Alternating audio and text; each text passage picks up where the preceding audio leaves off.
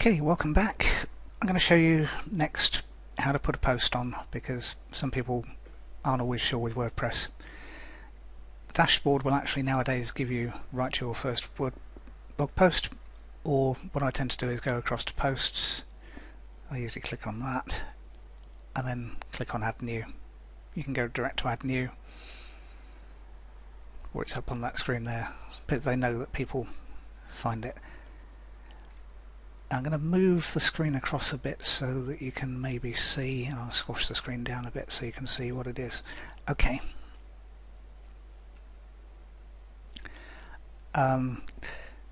You'd put your post title in, so post title goes here, and then you need to put some text. And what I'm going to do is just put some Latin text in, just because it's easy to generate, because there's sites that do it, so bear with.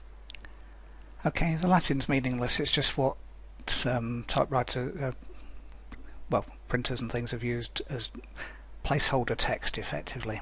So we've got it's called lorem ipsum. If you want to generate it just for clients or whatever, you can just find loads of sites that will generate that. Ignore that, it's just there to put some quick content in rather than you watching me type stuff out.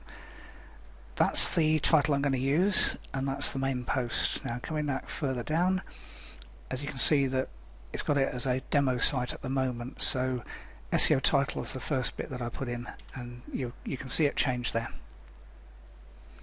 The focus on that page is going to be that. Wouldn't normally be, but that's it. And then the meta description is just going to be, normally you would craft this, because I'll show you what it does in a second, but let's put some gibberish in. I'm sure Romans would disagree with me, and that tells me that I've got less characters left. Now, right, what that'll do, meta description is limited. Actually, let's go back to the title. The title's limited to 70 characters. I'd go with 65 rather than 70. What happens is that Google will cut it off after that. Well, in fact before that usually. So 65 to 70 characters is your title. 156 characters is the meta description. Now normally what that would be, I'm cutting the wrong bit there, a call to action.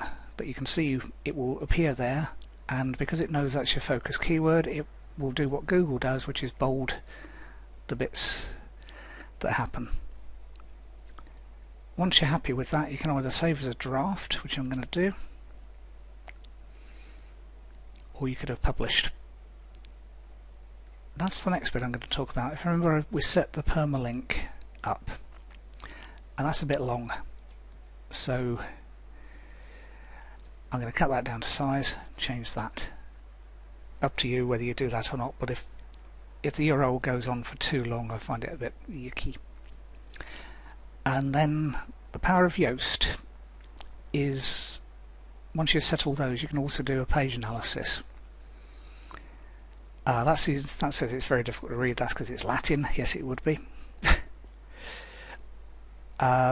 Keyword density is low because I haven't really done very much on that. There's no images. Page title is a bit short. Not got any outbound links, no subheadings. But the keyword phrase appears in the title, so you can see these change from red as warnings, amber as okayish, and green as fine. And you can follow through the recommendations as you see fit, really. Advanced, generally you wouldn't go into here. The defaults are fine. But what this means is you can go right the way down to page level and say, set the robots text, various meta tags on the page, so you can, if you want the whole page to be no follow, it can be useful if it's a link off to other sites you don't really care about. Leave it, normally it's indexed, but if you again didn't want it indexed by the search engines, and that's only a recommendation, so don't rely on that, you can change that, and you can do those. And if what I was doing to highlight more than one, you can hold the control key down to do more than one. So none of those, including the site sitemap auto detect, which comes back to the settings we set earlier. Sitemap priority, do it automatically, because you're never going to do that. I don't. It's only a recommendation anyway. Google will totally ignore it. Canonical is something that basically